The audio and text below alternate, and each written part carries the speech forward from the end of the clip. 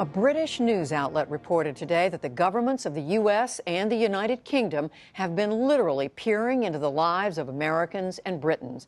A covert program codenamed Optic Nerve apparently used computer webcams to watch online users. The Guardian newspaper based all this on documents provided by former NSA employee Edward Snowden. Hari Srinivasan has more. The report details how a British spy agency collected images from Yahoo webcam chats with help from the NSA. The images and associated metadata were stored and subject to search using experimental facial recognition software.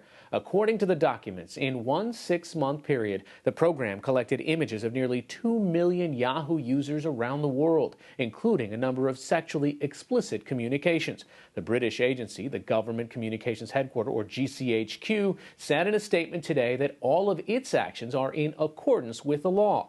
Late today, the NSA emailed a statement to the NewsHour saying the National Security Agency does not ask its foreign partners to undertake any intelligence activity that the U.S. government would be legally prohibited from undertaking itself. Joining me to walk us through what they discovered is Guardian reporter Spencer Ackerman. So, Spencer, how did this program work?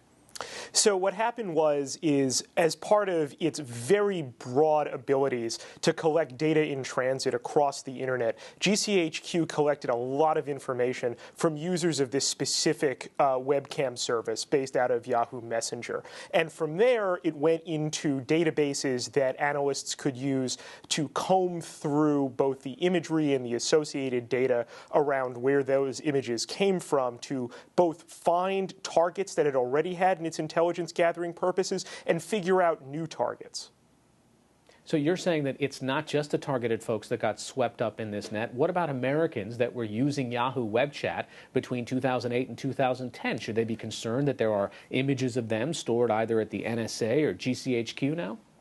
It's a major question because GCHQ, like the NSA, does not have the ability on the front end of its bulk collection programs to filter out data coming from the U.S. and coming from the U.K. We didn't get direct answers as to how many Americans, if any, have been collected, but the rules and the laws that GCHQ is under on the search end, when analysts can look through this database, distinguish merely between people believed to be in the UK and people not believed to be in the UK. So Americans' imagery data that's been caught up in this could in fact be searched by GCHQ, the most important partner of the NSA from surveillance purposes. So what did they do with all these pictures? What's the facial recognition element?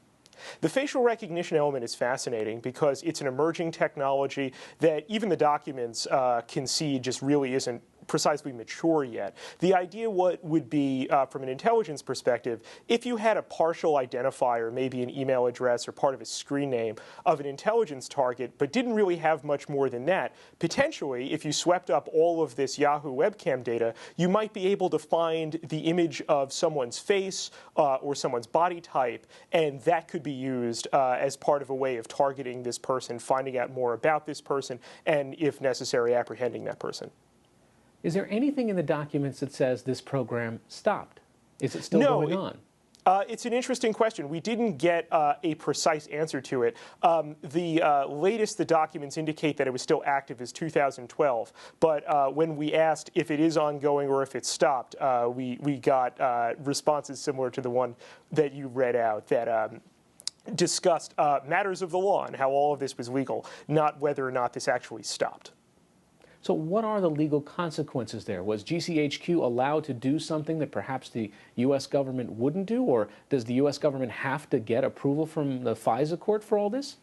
It's a fascinating question. GCHQ is under fewer legal constraints than the NSA is from the sort of equivalent privacy laws, which aren't really equivalent, but for the sake of this discussion, close enough.